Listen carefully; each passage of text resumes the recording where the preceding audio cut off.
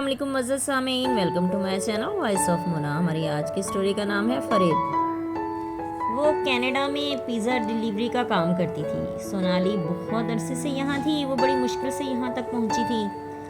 बड़ी मेहनत की थी उसने इस मुकाम के लिए। उसकी अच्छी खासी इनकम थी। उसकी सारी फैमिली पीछे थी।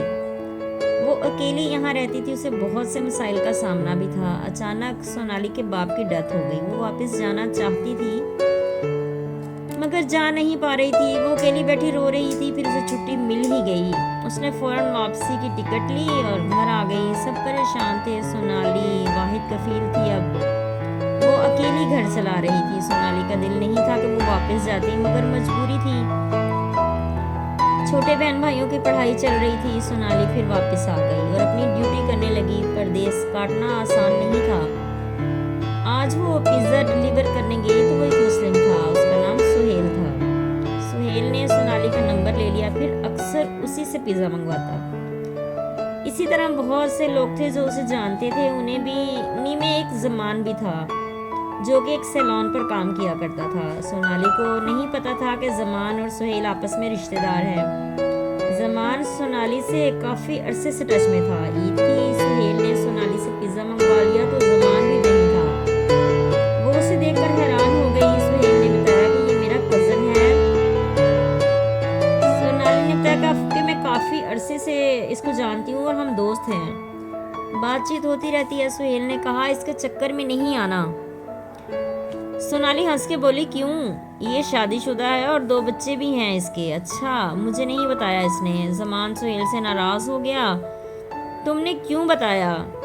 वो मेरी बहुत अच्छी दोस्त थी। अब वो मुझसे दोस्ती नहीं रखेगी। सोनाली चली गई तो उनमें काफ़ी बहस हुई। सोनाली को जमान काफ़ी अरसे से प्रपोज कर रहा था। उसे पता था वो कमाती है।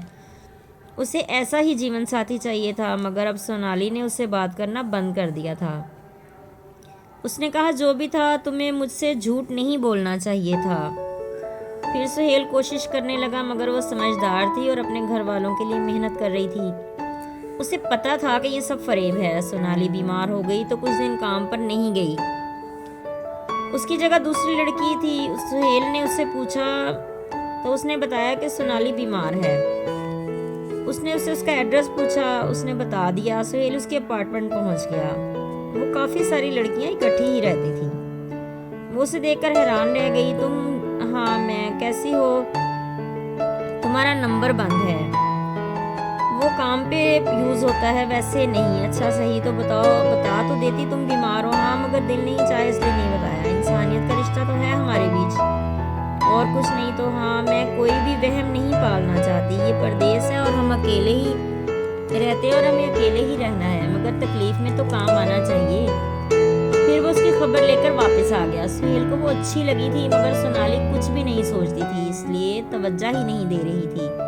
सुहेल ने एक दिन पिज़्ज़ा मंगवाया। वो आई तो उसने बोला कि सारे लोग बुरे नहीं होते। मैंने कब कहा? मगर हर बार फरेब खाना भी तो अच्छी बात नहीं है ना। मैंने कौन सा फरेब दिया तुम्हें? नहीं दिया तो नहीं मगर मैं नहीं चाहती कि मुझे कोई मज़ीद फरेब दे। मैं तो शादी करना चाहता हूँ तुमसे।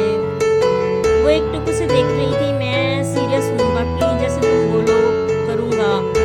इधर ही रहूँगा और पीछे कोई शादी नहीं है और ना ही मैं करूँगा। मगर सोनाली का दिल नहीं मान रहा था। उसने उसे टाल दिया कि सोचकर बताऊंगी मगर सुहेल पीछे नहीं हटा। सोनाली ने उसे बताया कि अभी 5 साल तक शादी नहीं कर सकती। मेरी मजबूरी है। सुहेल ने कहा सही, मैं वेट करूँगा। तुम कर लो जो करना है। मैं तुम्हारे साथ हूँ। सच है सब लोग फरेब नहीं देते।